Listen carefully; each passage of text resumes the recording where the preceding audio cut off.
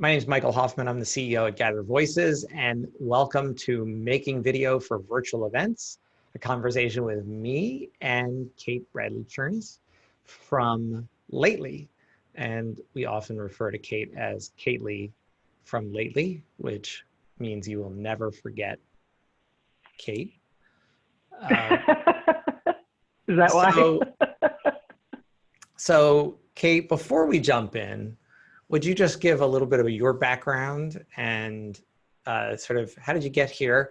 And I will say this, it is so awesome to be speaking to a woman founder and CEO, which I don't get a chance to do enough. So I want to just say we need more women in these positions, and I'm glad you're here. Thanks. You know, someone reminded me of something, which is in order to move up ladders, you have to have the people above lift you up, right? And in a lot of cases, that happens to be white guys. So you're doing your part. You know, it's important. You got to just look around, wherever that is in the world, like look around and lift someone up, you know, however that is every day. So it's important to do, you know? Yeah, thanks for saying so. And we've been lucky enough to be in some environments together where that happens. Yeah, yeah, and sometimes I feel, I mean, now more than ever, we're all getting like smacked in the face with how important that is, but you do forget because you get insulated into your own, you know, bubble kind of thing. So, but I come from radio. My background was rock and roll radio. So my last gig was broadcasting to 20 million listeners a day for XM. And then somehow I had a marketing agency and I built a little spreadsheet for Walmart that got 130% ROI year over year for 3 years. And then someone else came along who was like a tech guy, now my co-founder, and was like, hey, if only you had $25,000, we could build some wireframes and automate your spreadsheets. And I was like, I don't know what those words mean, right? Don't touch my spreadsheets too. They're like awesome. And that was my co-founder, Steve. And basically I like to say it's all his fault. So especially on bad days, which there are, there's plenty of those. So you took a spreadsheet that was tracking social media engagement or other things or posts, things like that. And you built a tool that became Lately. Will you just give us the 1 minute on what Lately is and what Lately does? Yeah, for sure. What's up, Danielle? So Lately uses artificial intelligence to automatically transform blogs, videos, podcasts into like dozens and dozens, like 60 social posts just by clicking a button. And the posts themselves are automatically tested to find the best words that resonate and phrases that resonate with your audience. So it is very smart. So like, for example, Gary Vee gets an increase in 12,000% increase in engagement with our content versus the content he was using previously. So it is really, really smart, but it's designed to also make you be everywhere all at once, which is like, that's the challenge, right? Like in order to make a dent, you have to be not just like kind of doing it, you got to be doing it like bananas, right? Yeah, so it's there's a quality and a quantity issue, right? And we're going to talk more about that, especially how it connects to video and in particular video for events. So I want to, before we jump into that conversation in a minute, we have a bunch of folks here. We had over 100 registrants today, which is really phenomenal. And I think it's a testament to you, Kate, as well as our topic. And I want to just take a poll just so we have a sense of who's with us. So I'm going to launch the poll, which is, you should all see that there. I don't think you're going to see it, Kate, because I think it's just to the participants. And hopefully everybody can see it. It is a poll to see whether the folks here are from nonprofits, from companies, from associations, agencies, and also to get a sense of the level of those folks and are they in large or small organizations? Because we know that you just can't operate exactly the same way if you're in a tiny organization, if you're a large organization. which is actually partly what Lately solves for, right? That, you know, you're Yeah, able to do more than one person can do. I mean, right. So like thanks for the softball. So with the Walmart project, which is those spreadsheets 10 years ago, it was actually Walmart and the IRS and Bank of America and AT&T, National Disability Institute. So I had government, for-profit and nonprofit, and all of their respective franchises and the marketers there, and tens of thousands of small and medium businesses and nonprofits. So it was a whole lot of different people. And I built this system for all these different kinds of skill sets and budgets to work together and do marketing. So Lately was actually built with that in mind, but more importantly, we just thought about humans, right? Which is some of the stuff we're going to talk about a little bit today. We just thought, well, let's build a tool where a human can do what they need to be doing. And the reason that Lately's been successful with smaller and larger companies is because that's all we thought about, right? Like, because guess what? Humans work at enterprise companies. Right. No, that's a really good point. Right. Just because you're in a large company doesn't mean you necessarily have a large clone army of yourself to be able to do things. Right. So just to give you some insights from this poll, about half of our folks here today are from nonprofit organizations. And I think, Awesome. you know, what I see from that world is they're under pressure like everybody else. They have to operate in a way that's profitable, in the sense that they have to have more money coming in than is going out. And they need to share their messages with the world. And I've always said, and I think Lately is a tool that could help, just have said that, you know, nonprofits have the best stories in the world, the best stories about people doing incredible things. And you think, well, if some shoe company or some like deodorant company can tell these stories to get attention, what could the nonprofits do if they have some tools that enable them, you know, to be able to do that? So I think I'm really excited. That's a world that I've been in a lot. So I know we only have this whole thing is 30 minutes, which means it's all 20 minutes. And I want to just kick off. You've been talking about, I found this here, you've been talking about virtual events and virtual meetings and things like that, not just with me. And so how is this on the radar in your world, this whole thing about virtual events? And just give me a little bit of your impressions about what you're seeing here. It's funny because like this is something we've been doing for a while, like this mindset of after the fact marketing with events, which is before they were like totally virtual. It was the way that I thought with Walmart 10 years ago, actually, because there's just so much more you can get out of it, right? So that always was obvious to me, but somehow now the market is actually getting it in a much more poignant way. And we're having the word virtual just sets off a thing for everybody. And so it's giving us an avenue that we didn't expect before, right? So people are willing to embrace, because a mindset is a hard thing to change, right? But now everyone's really open to that because we have to, right? So that's what's the mother of invention. That's interesting, because if I'm at an in-person event and we record a session, let's say with video, afterwards, it's just video online, just as if you had a virtual event and then you have video, right? So in a way, that moment, that really short period of time that you're in this synchronous place, we're on this thing together, is different, but all of what that content can do for you is the same, really. Exactly. Yeah. I mean, my team, so I work with my designer, Jason, like our favorite phrase together is it's always right in front of you whenever we're trying to create content. Cause I'm like, we've done this before somewhere. Where is it? Right. And I find that's the case when I was an agency owner as well for my clients. It's like people are banging their heads against the wall looking for content. And usually they have it in droves. They're just not thinking of how to use it differently. So it's really that repurposing stuff. So I want to get to video, because we need to talk about video. So one of the things we've been talking about, I think people are very comfortable with this Zoom thing. And some people are like, we're going to have a virtual event. It's going to be Zoom, and it's going to be like 3 days on Zoom. And, you know, it's hard because people are on Zoom all day. And so unless you create something that feels like a different experience, you're going to bore a lot of people, or they're just going to feel burned out from that. And what we've been doing, and what our clients have been doing with Gather Voices, which enables you to collect lots of video from lots of different people, is being able to put that video inside those virtual events. And so you have a live event, and then you have this pre-recorded content, which you can use in two different ways. Most do use in two different ways. One is you play it during the live event, and that's why it's often called simulated live content, because for the viewer, I don't know if it's live or not. What people are watching right now could be recorded.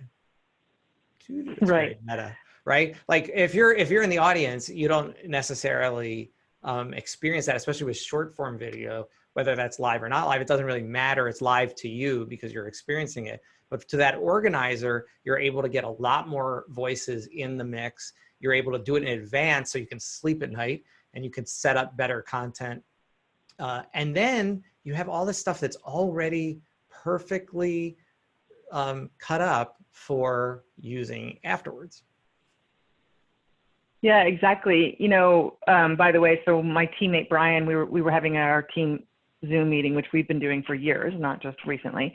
And so, you know, Brady Brent's screen is up, and I caught him take a screenshot of himself and then put it as his wallpaper and then get up. And I was like, what are you doing? That's amazing. And so it was hilarious because he took a picture of himself like this, like he's really paying attention hard.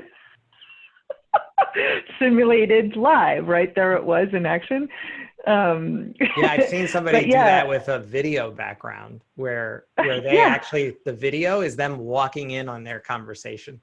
So they're like, it's incredible. Sorry. And they walk out and you're like, are they there? But what you're talking about, by the way, and Brian, it was Brian Fanzo who was in the screenshot you just shot. So and he was talking about how he does this as well, is you're also just this is a TV trick, right? So when you watch TV, they change the shot, right? There's a point for that. And so by just changing up what's happening on the screen, that helps people keep engaged or give them a break, which, you know, they need as well, right? Yeah. So when we talk about video, one of the biggest things we're trying to do at Gather Voices is retrain people to think differently when they hear video. And that's because until, 10 years ago, video meant television, video meant big budgets, video meant, and so most organizations just never really had video capacity, capabilities, people, anything, because there was no video for them to use. There was no place to put it. The internet has obviously become an incredible distribution place for video. Your phones are a distribution place. There's video everywhere. But in the mindset of people, it's still like they're still in the old days where they think, oh, if we need video, then we have to hire this camera crew and we have to do this thing and it's going to take 3 weeks and it's going to, be all that. So part of our education is that, but there's another piece of it that I want you to comment on, because the other piece is when we get video in Gather Voices that's made on somebody's cell phone, and the Gather Voices product coaches people through making the video that you want, so it checks their lighting and sound and makes that content better, but it's still user-generated content. It's still different than you would get if you had a camera crew there, but it's authentic in a certain way, right? It feels like that's a regular person having a regular conversation. Nobody's putting them up to it. It's not in some perfectly lit room, and it's not some manufactured marketing stuff that we're all sick of. And so there's an authenticity piece. And what I want to ask you about is, what I've been saying is, not only do you need more video content, and the only way to do that is to get other people in your community to be making it, but it's also that you need stuff that feels more authentic, that tells real stories, that gives real insights from people, and that stuff actually performs better out in the world than the manufactured stuff. Is that right? What are you seeing? Because you're working to take that content and be able to create many iterations of it and put it out on social. And, are we in the age of the winning of the humanness and the authenticity? Is that where, are we there? Yeah. It's funny. I think we have to be careful because authenticity is going to become a word that we kill, like we killed awesome. Totally. I killed that word. So, right. So authenticity. And I think, it means engaging. It means being real. I mean, There was, I noticed like last year, especially, suddenly everyone was doing selfie videos all over Facebook, for example, about like their intimate feelings, frankly. There was like all this stuff.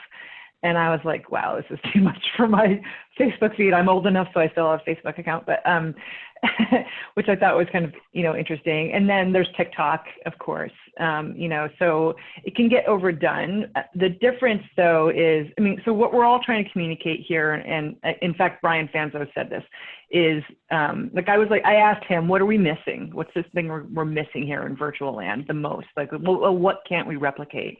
And he said, the hug, right? And that's true. Although my team has been working on replicating the virtual hug for 5 years now.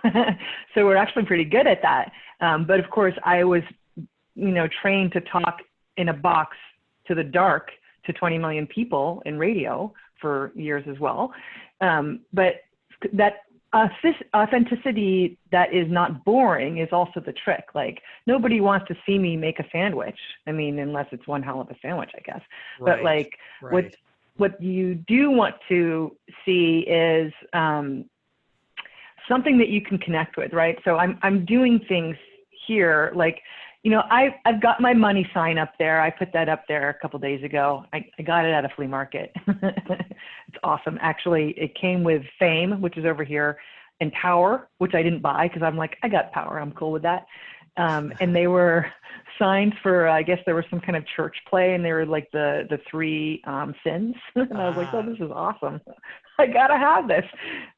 But so there's authenticity right there, right? I just stopped, I zagged, I told you a quick story, I got a little prop here. And I'm not polished also, which is all part of the thing, right? The authenticity. Yeah, thing. I think that in the world that we work a lot in like trade and professional associations, for example, the members are the source of the intelligence and content. So one of our clients is the Emergency Nurses Association. Well, it's the emergency nurses that really know their profession, right? Not the staff necessarily in the same way. So lifting up those voices is not just about their unique story. It's really about their lived experience around their work. And I think in the nonprofit world, because we have a lot of nonprofits here today also, I think that's true around donors and donor stories. So when we ask people, why do you support this organization? They're going to connect dots that you could never make up. They're going to say, when I was growing up, my grandma did this and taught me that, and I went here, and I had some incredible experience, and that's why this is the most important cause for me, in the world, and here's how it enriched my life. Right. And you just couldn't write that stuff, right? And that's where people connect to each other. It's not just, it's creating those people-to-people connections. Yeah, and that's, by the way, so authenticity can be found in many ways. We just touched on some of them. One is through common ground. So the weather is the most boring topic ever, but it's the one thing that always works, and it can level any conversation. We all start our meetings with that when we meet people for the first time. Or what town do you live in is one we use a lot, because it gives that, instant human reference. And so whatever that common ground is, the reason that a nonprofit story usually resonates is because other people have the experience. And for a lot of them, that hasn't been talked about publicly before, right? That's a huge thing. I was thinking about the Ice Bucket Challenge, right? So like, not a lot of people have experienced family or friends with ALS, or maybe even know what it is, but they did know what a cold bucket of water was like. And so that's why it was able to move quickly, right? And there was a different entertainment value that came out of that whole kind of component, which was maybe not as true to the meaning of the original thing, but it didn't matter in the end, right? Right, and that was a moment that was really authentic in people's experience. And the worst thing was, somebody who ran an agency for nonprofits was going into a meeting afterwards, and people saying, we want to do our Ice Bucket Challenge, and it's like, it's got to come from a real place, or it's not a real thing. Laura is just saying that there's also fake authenticity, which there is. There's there's also, by the way, I don't know even how to describe this, but so I have different levels of authenticity that I use. Like, so the person I'm going to be with you here right now is a little bit different than the person I'm going to be with my husband downstairs when we're cooking dinner later, or my mom who's next door in my guest room when we're out watering the garden. Right. It's also different than when I was on a sales call earlier today, you know, with a client. I'm going to put on a different voice, you know. It's different than when I'm going to call the bank to see where the hell that letter is that they said was coming last week, right? So there are different forms of authenticity that aren't necessarily fake, but to be clear, like I'm controlling how much I'm giving you and how much I'm not, right? Right. That makes sense. You know, we have a couple questions that came in via video, so I want to go back to my screen and share the first one here. Hello, this is Lee Nanjiang from Supporting Strategy, Southwest Houston. Appreciate it if you can recommend some software to make video. Thank you. I will say I did not put her up to that at all. That's our customer. You know, I think what's interesting about that question for me is that people often really focus on the tools, you know, and sometimes there's a paralysis. Right. Because there's, you know, what tools do I use? And for a long time, when I first started my career around video, it was what kind of camera, and that might have mattered then, really. Today, you have a 4K camera in your pocket. I mean, it's ridiculous. Like the equipment's all over the place.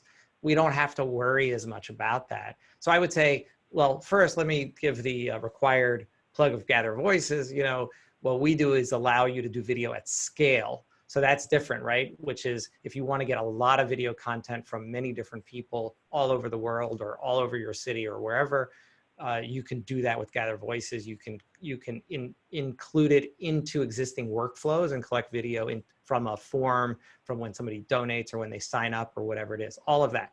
But somebody should not wait till they have Gather Voices to make video. They should be using their iPhone. They should be using the iMovie or whatever, using their photo booth app, whatever it is. Don't not be doing things because you're waiting for some miracle of the tools. Yeah, I mean, so certainly I love making mistakes. They're the best way to learn. You have to be afraid not to make them. And so the tool won't matter because you're gonna be bad at it at first. You will. I mean, come on, that's just most things. They take a little bit of a learning curve. Now, technology has really flattened that curve quite a lot, obviously. But you know, you just made me think of was my husband, because so David is very particular about having the right tools for the right job, where I am definitely the kind of person that's like, give me that crappy hammer. I don't care that it's like half broken. I'm just gonna, or like something, a rock. I'm happy to use the rock. And he's like, why are you using that? I've got a perfectly good hammer over here.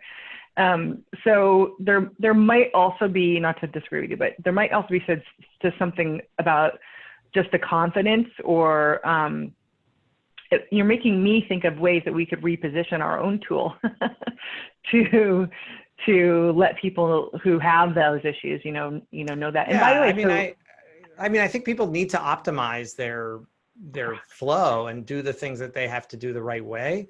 Yeah. But I also think they have to be thinking about what would you do. It's like the idea of like doing something on a spreadsheet before you then, you know, organize your fancy tool around it, because you've actually taken the time to think about what it is you actually want to do first. And you didn't let the tool be leading you by the nose. Yeah, exactly. And you just, I mean, whether it's being authentic or whether it's, you know, figuring out just functionally how things work, you know, nothing, if you guys all hear people say this again and again over all over the place. Brian Fanzo says, push the damn button. Guy Kawasaki said, just get started, don't make a plan, right? It's sort of a thing, like just jump. But I think the one thing I wanted to touch on there with back to the authenticity piece is, one way to keep yourself grounded, people can get really lost quickly and like go all over the place. Like I'm guilty of it. I do it all the time, is to come up with a beginning, a middle, and an end. Like you don't want to map it out word for word, because it will sound inauthentic. And there's a caveat to that, which I'll I'm going to disagree with myself in a second, but for most people, that is the case. So beginning, middle, end, and you can just write yourself a note what that's going to be, right? So like I paused doing this, but I used to do these videos, day in the life of an entrepreneur. I would start it the same way every time, and I basically end it the same way. And I would have some kind of nugget, how long it was going to be. It's going to be 60 seconds or shorter, that I was going to try to share in the middle of that thing. So that's a great way to get started and to sort of give yourself some guidelines, not only functionally, but like of what the authenticity is going to be around. And then the thing to disagree with myself on that is when we do pitches, of course. So like when you and I are pitching venture capitalists in a room in front of, a bunch of people. Completely scripted. That's completely scripted, but I practice making it look like it's not scripted, right? So that's the other thing, to practice make it fake authenticity, by the way. Well, and it's also a little bit of knowing your material so well that you can flex a little this way or that way, depending on reading the room or questions or those kind of things, which you and I had to do when we were hanging out in Silicon Valley. But what you were saying also about that authenticity but having some guidance, like that's why Ed and Gather Voices, you have talking points. The organization can say, tell us your story, or, first tell us who you are, but not like a teleprompter, right? Not like, hello, my name is Michael and I'm reading this thing and it looks exactly like I'm reading this thing. Right. It's going to be really boring and you're going to know it's not really authentic because I'm reading. So that's why people ask us, do you have a teleprompter mode, in there? And we're like, we tried it, and that's not the content you want, but you want to be able to give people prompts around their content, so it is both authentic and not. We have one more. Well, go ahead. Oh, go. Well, okay, I want to go. Sorry. I just want to say this one thing. That's fine. People also, we were talking about being boring, right? And not being boring. And people, I think, don't sometimes see what is interesting even about their own personal stories or their stories in general. And I'm going to pick on Lauren because she's here. So like, we'll be in a meeting together often. Lauren's my right-hand woman of all things. And we'll go to a meeting and I'm a bulldozer. I know this, right? So I start, hey, I'm Kate Lee from Lately, rock and roll DJ, blah, blah, blah. Like it's hard to come up after me. And then she's like, hey, I'm Lauren. And she had said a couple of times, my background is not as interesting as Kate's. And then I stopped her and I said, actually, I think your background is amazing. She has a master's degree in psychology data analysis, right? And here she is. This is why she kills it in customer service and sales, by the way.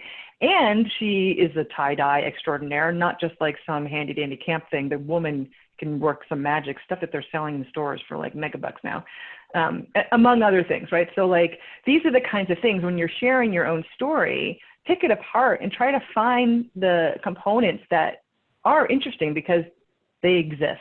Yeah. Right? It's our time is up already, which is ridiculous. I'm sorry. I mean, it's so. We'll keep going.